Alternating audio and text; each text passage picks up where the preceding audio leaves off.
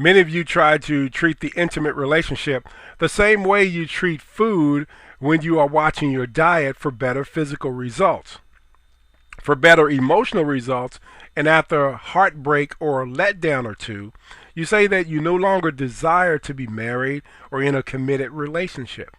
You say that you now prefer only a friend. You say that you are doing this so that you don't get your emotions involved or so you don't get hurt by setting an emotional trap for yourself. Basically, to eliminate the possibility of having to shoulder a heavy emotional burden if the relationship doesn't work, you attempt to limit your initial emotional weight by making less of an emotional commitment to an intimate relationship. A physical analogy would be to avoid physical weight problems, you commit to less than normal food consumption.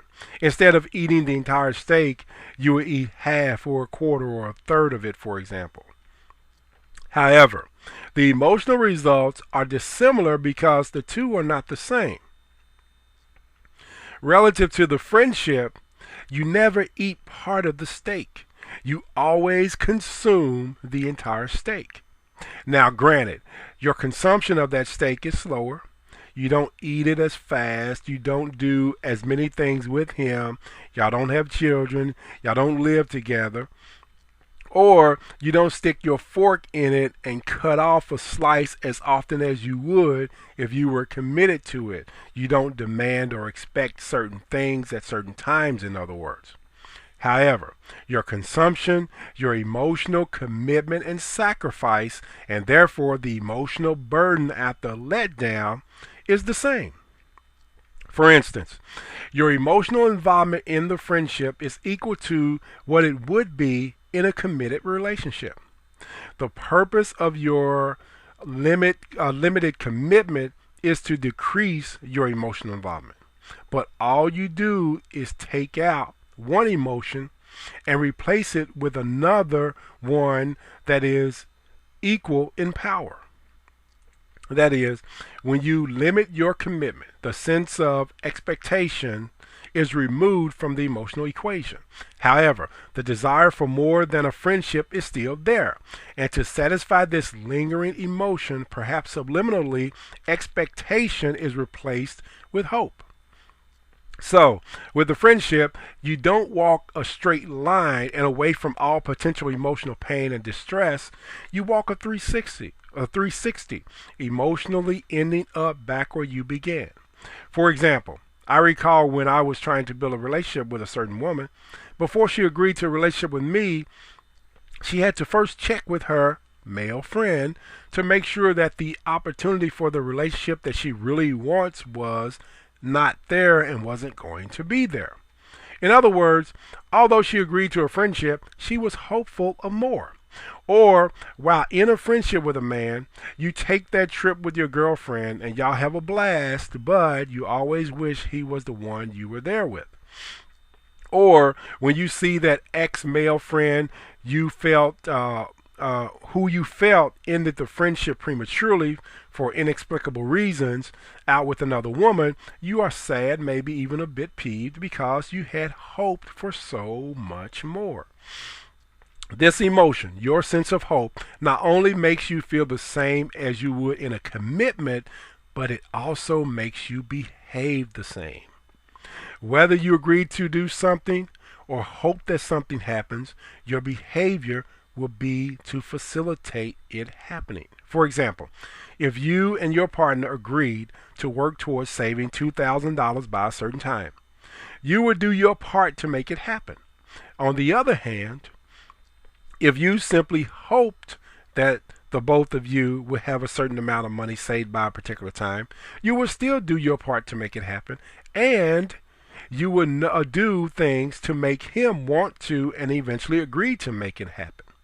Likewise, in the friendship, even though there's no promise or sense of obligation, no agreement, hope, this powerful emotion in its own right, forces you to put forth energy and effort to help get the relationship that you really want. With hope, just as you would in a commitment, you don't see anyone else because although you can, on top of the fact that you don't like multiple sex partners, you want to make sure that you are available when the opportunity to be more to him arises. Plus, your personal sacrifice is the same as it would be if he were your husband or committed partner.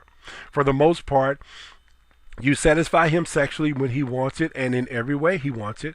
You entertain him socially, and more often than not, you are there for him or cater to most of his personal needs or whim. In other words, you still give him everything that he is there for in spite of him not giving you everything that you truly desire. Recently in Florida, for instance, two girls, Sarah and Rachel, fought over a guy who described his relationship with them as friends with benefits. In other words, these two girls had agreed to be in a separate friendship type intimate relationship with him, and he was getting everything that he wanted from them without giving them the relationship that they obviously wanted from him. And they wanted more. Consider the fight.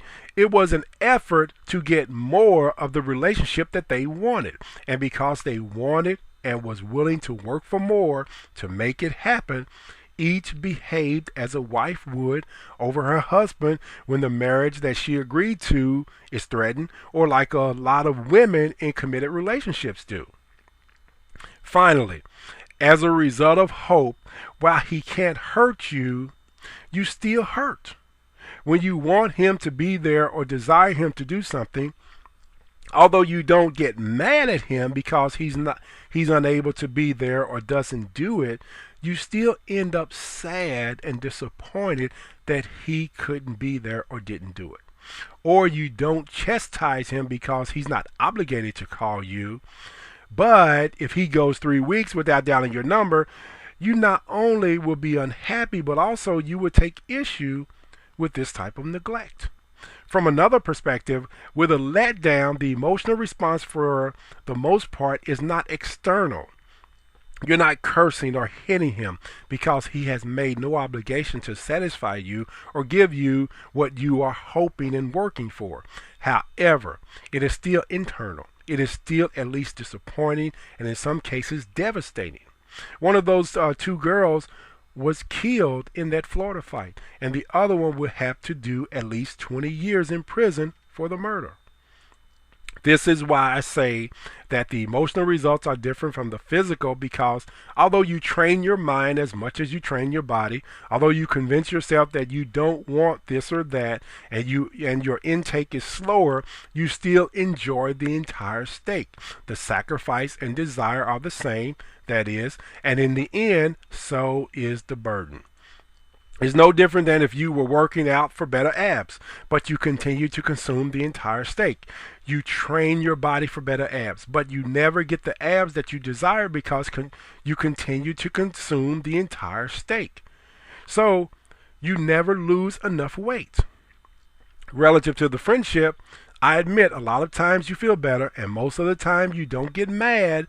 But during those moments when you are reminded that you don't have or can't have what you really want, you are sad. And it is at that time you realize that sadness is as heavy an emotional burden as madness. From another perspective, because you consume the entire steak, you don't lose as much emotional weight, or it simply goes to another part of your body. It's no longer in your hips or thighs, but it's still in or moves to your gut.